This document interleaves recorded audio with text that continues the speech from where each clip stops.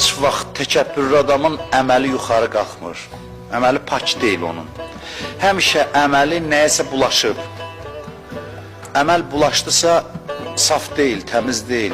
Əməli bulaşdırır, çirkləndirir təkəbbür, özündən razılıq. Əməlin qəbulunun qarşısını alır. Təkəbbürlülər hədisdə var, cənnətin iyini belə hiss eləməzlər.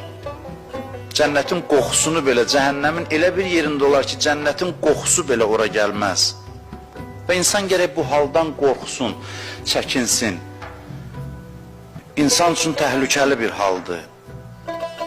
Hədisdə var, kim desə əstəğfirullah Rabbi və ətubu iləh, kim desə ki, ilahi üzr istəyirəm, təkəbbürdən azad olur.